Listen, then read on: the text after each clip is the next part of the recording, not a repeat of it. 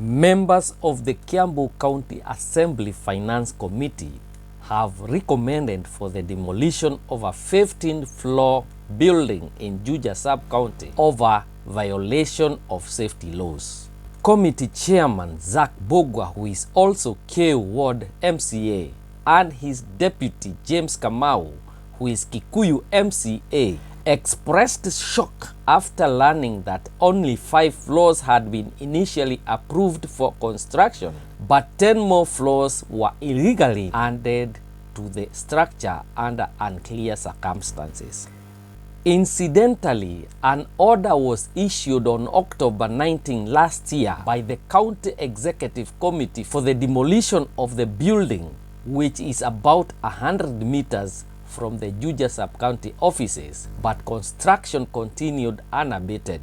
The county team further demanded 60 million shillings from the owners of the building in unpaid revenue to the county government of Kiambu.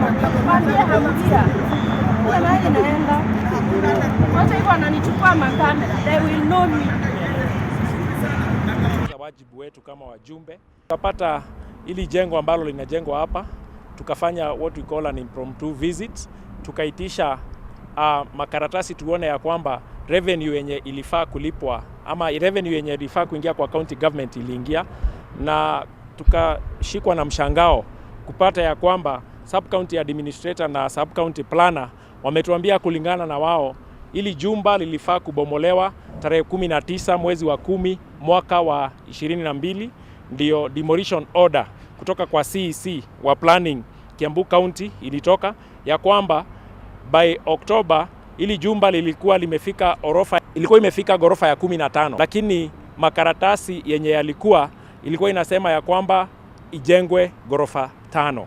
Rais wetu William Samoei Ruto alisema ya kwamba kila Mkenya alipe taxes, lakini tumeshtuka kupata ya kwamba hili jumba ambalo limejengwa mpaka ghorofa ya 15, unaona saa hii wanajenga petrol station hapa, hakuna tax zenye imeingia kwa Kiambu County Government. Wanafaa walipe milioni 60 kwa County Government of Kiambu kama taxes, kutoka valuation hadi inspection ya kila floor, lakini hakuna pesa zenye wamelipa. Tunashangaa, kwani hii Kenya ni akina nani?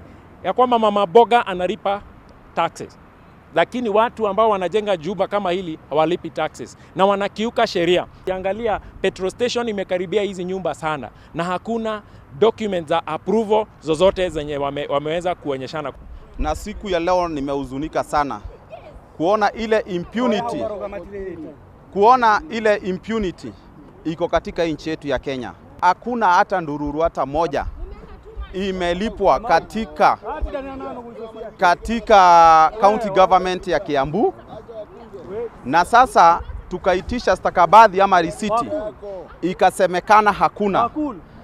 Tukafanya juhudi ya follow up na sub county admin, na akatujulisha ya kwamba hii jumba ikijengwa ilikuwa inasimamiwa na maafisa wa polisi, ndio kama kwamba county government wasiweze kuenforce hii jumba likijengwa.